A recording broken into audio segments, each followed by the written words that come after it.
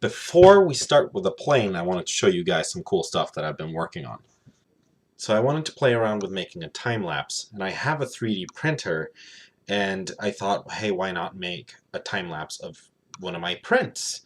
And I also wanted to push the boundaries of how big that I could print something, just push the boundaries of my 3D printer. This is what this channel is going to be, by the way, just me playing around with my projects. I didn't know what to print though until I came upon this really cool model. And here it is. This model was made from an actual CT scan of a real person. I found it on Sketchfab for free, and it was made by Hannah as part of her medical art dissertation, and I have to say, it's a really good model. The link to this is in the description down below. When I downloaded this file as an OBJ file, it was way too big. I think it was close to 200 times the size that it needed to be.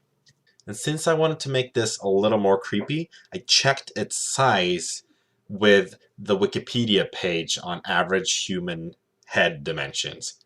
Yeah, there's a Wikipedia page for that. All in all, the print took about 26 hours.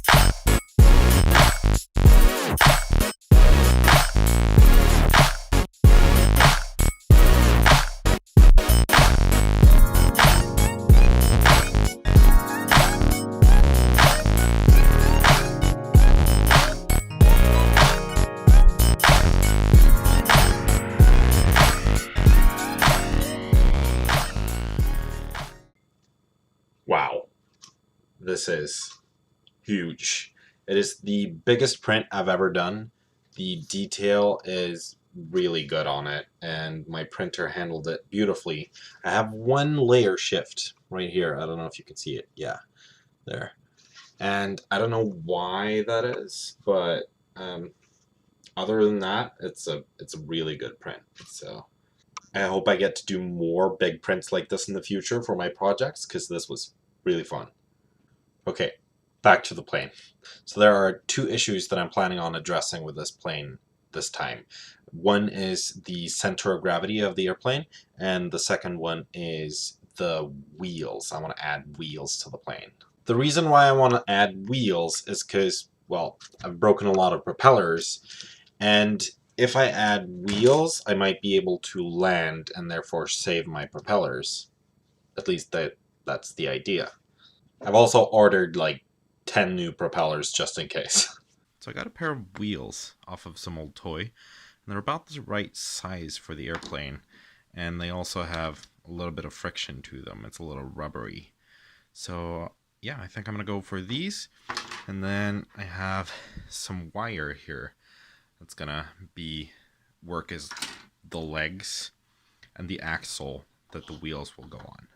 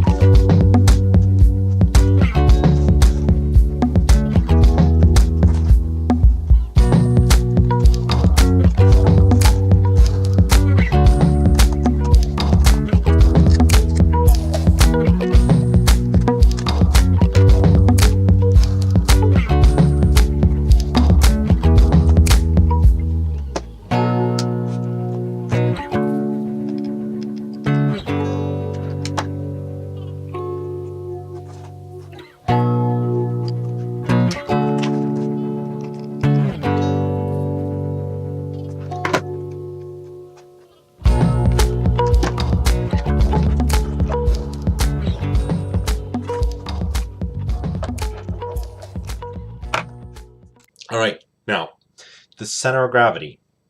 The center of gravity is at the same point as the center of mass. Wikipedia says, in physics, the center of mass of a distribution of mass in space is the unique point where the weighted relative position of the distributed mass sums to 0. Easy, right? Now what that means is that there is just as much mass on both sides of this point. To find the center of gravity, there is a big equation, so a lot of math, but there are more commonly used rules of thumb that are used for RC airplanes. One in particular goes like this. The center of gravity should be in a place so that the airplane can balance on the thickest part of the wing. So to find the center of gravity, me and my brother went out and threw the plane to each other and saw if it was going up or down to find out if it was so-called tail heavy or nose heavy. Preferably you want it to be a tad bit nose heavy.